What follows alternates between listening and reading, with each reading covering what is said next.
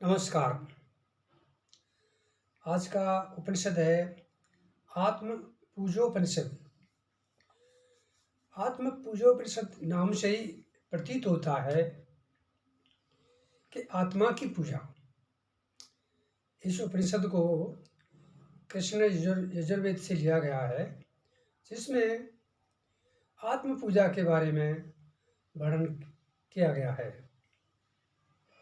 इसमें बताया गया है कि वह जो परम तत्व इस भौतिक शरीर में विद्यमान है, उसकी पूजा बाहरी पूजा से ज़्यादा महत्व रखती है। हमारा शरीर एक शिवालय की तरह है। इसको ही मंदिर मान करके इसके अंदर विराजमान उस परम तत्व आत्मा के रूप में जो विद्यमान है, उसकी पूजा अति महत्वपूर्ण है। तो इसके अंदर अद्वैत वेदांत के सिद्धांत को भी प्रतिपादित किया गया है। यानी अद्वैत वेदांत कहता है कि चर अचर, दृश्य अदृश्य जो भी है, भौतिक अभौतिक, सब परम तत्व ही है। वो एक ही सत्ता है। जब एक ही सत्ता है तो बाहरी पूजा की कोई आवश्यकता नहीं।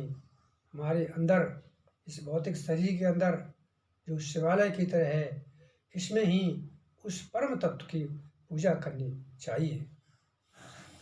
तो आज का जो उपनिषद है आत्म पूजा के आधार पर ही बनाया गया है। तो आगे इसमें बताया गया है,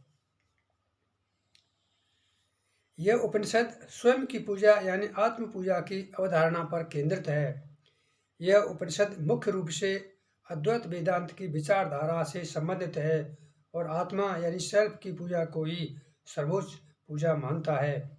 इसमें बताया है, सच्चा उपासक बाहरी मूर्तियों की पूजा करने के बजाय स्वयं के भीतर स्थित ब्रह्म को पूजता है। इसमें जो मुख्य बिंदु हैं, आत्मा ही सर्वोच्च पूजा। जो व्यक्ति स्वयं को ही ब्रह्म स्वरूप मानकर पूजा करता है, वही सच्ची पूजा है, क्योंकि आत्मा ही परम सत्य है। अद्वैत वेदांत की पुष्टि। यह उपनिषद अद्वैत वेदांत के प्रमुख सिद्धांत अहम ब्रह्मास्मि, मैं ही ब्रह्म हूँ को प्रमाणित करता है। इसमें बताया है, जो व्यक्ति आत्म तत्व को जान लेता है, उसे अन्य किसी बाहरी देवता की पूजा की आवश्यकता नहीं होती है। आगे है ज्ञान और ध्यान का महत्व। इसमें ध्यान और आत्म स्वरूप की अनुभूति को परम पूजा कहा गया है। आत्मबोध प्राप्त करने के लिए व्यक्ति को ध्यान, सत्संग और वेदांत के अध्ययन पर जोर देना चाहिए। देवताओं की बाहरी पूजा बनाम आंतरिक पूजा। इसमें स्पष्ट बताया गया है कि मूर्ति पूजा या बाहरी विधियों से श्रेष्ठ आत्म पूजा है। आत्म पूजा का अर्थ है अपने भीतर स्थित ब्रह्म की उपासना करना, क्योंकि वही वास्तविक सत्य है। आत्म पूजा की विधि। उपनिषद में बताया गया है कि आत्म पूजा करने वाला साधक अपने मन, बुद्धि और आत्मा को ही मंदिर मानता है। ध्यान, मौन और आत्म निरीक्षण को ही पूजा के विभिन्न अंगों के रूप में देखा जाता है। इस उपनिषद का जो संदेश है, यह उपनिषद आत्म स्वरूप की पहचान करने और बाहरी उपासना से ऊपर उठकर आत्मज्ञान प्राप्त करने की शिक्षा देता है। आत्म साक्षात्कार को ही मोक्ष का मार्ग मानता है। वेदांत की दृष्टि से आत्मा और ब्रह्म के एकत्व की अनुभूति ही सच्ची पूजा है। अब इस उपनिषद के अंदर श्लोकों में जो दिया गया है वो इस तरह से है,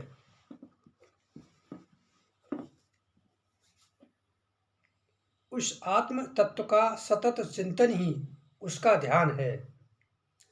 जो आत्म तत्व हमारे अंदर मौजूद है, उसका चिंतन करते रहना चाहिए। जीव को उसी का चिंतन करना चाहिए। बाहरी पूजा पाठ की आवश्यकता नहीं है। समस्त कर्मों का निराकरण ही आवाहन है। प्रभु का आह्वान क्या है कि अब हमने जो भी समस्त कर्म हैं उनका निराकरण प्रभु पर छोड़ देना चाहिए। सब कुछ अविचल ज्ञान ही उसका आसन है। ऐसा ज्ञान जो हमारा विचलित ना हो, सदैव मौजूद रहे, वो ज्ञान जरूरी है। उस आत्म तत्व के प्रति सदा उन्मुख रहना ही आद्य है। उस ओर सदैव मनोयोग ही अर्ध्य है।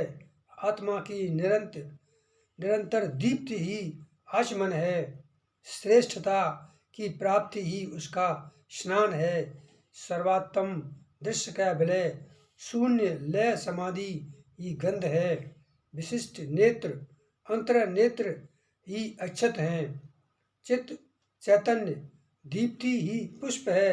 उस आत्म तत्व का सूर्यात्मकत्व ही दीपक है। पूर्ण चंद्र और उसके अमृत रूपी रस का एकीकरण ही नैवेद्य है। उसकी सुनियोजित गतिशीलता ही प्रदक्षिणा है। उसका सोहम मैं वही ब्रह्म हूँ भाव ही नमन है। मौन अंतर्मुखी रहना ही उसकी स्तुति करना है। सदैव संतुष्ट रहना उसका विसर्जन है। इस प्रकार परिपूर्ण राजयोगी का सर्वात्मक पूजा उपचार ही उस आत्म तत्व का आधार है। समस्त अधिव्याधियों से रहित मैं पूर्ण ब्रह्म हूँ, ऐसा भाव रखने से ही मुमुक्षुओं मोक्ष के अभिलाषियों की मोक्ष प्राप्त करने की अभिलाषा सिद्ध होती है। यही उपनिषद तत्व ज्ञान है। तो आज का जो उपनिषद है, इसमें जो जोर दिया गया है अपनी आत्म पूजा के बारे में बताया गया है। देखिए, जो ब्रह्म तत्व है इस हमारे शरीर के अंदर मौजूद है। हमें पूजा के लिए कहीं जाने की जरूरत नहीं है। और हमारा अद्वैत वेदांत क्या कहता है कि कण कण सब चेतनशील है, कहीं नहीं जाना। अपने आत्म तत्व को जो शरीर के अंदर मौजूद है उसकी पूजा बाहरी पूजा से सर्वोत्तम बताई गई है। तो अब जब हम अपने शरीर को ही शिवालय यानी मंदिर मानते हैं तो इसकी स्वच्छता रखना भी कितना जरूरी है। हमारे मस्तिष्क में प्रदूषण की तरह से कचरा, विचारों का कचरा न डालें। इसका शुद्ध होना बहुत जरूरी है। जब हमारा शरीर को ही हम मंदिर माने, इसी को शिवालय मानते हैं, तो इसको स्वच्छ रखना कितना जरूरी है। और सबसे बड़ी स्वच्छता विचारों की स्वच्छता होती है। मस्तिष्क के अंदर जो भी विचार हम डालते हैं, हम अपनी आंखों से जो दृश्य देखते हैं या कानों से जो कुछ भी सुनते हैं, हमारी जो पांचों इंद्रियां हैं, जो कुछ भी खबर मैसेज जो हमारे मस्तिष्क को देती हैं, वो सब शुद्ध होनी चाहिए। तभी ये हमारा शरीर उस आत्म पूजा के लिए सही रहेगा। तो इससे उपनिषद के अंदर यही बताया गया है कि आत्मा जो परम तत्व का ही स्वरूप है, उसकी ही पूजा सर्वोत्तम है। तो आज का उपनिषद यहीं समाप्त करता हूँ। नमस्कार।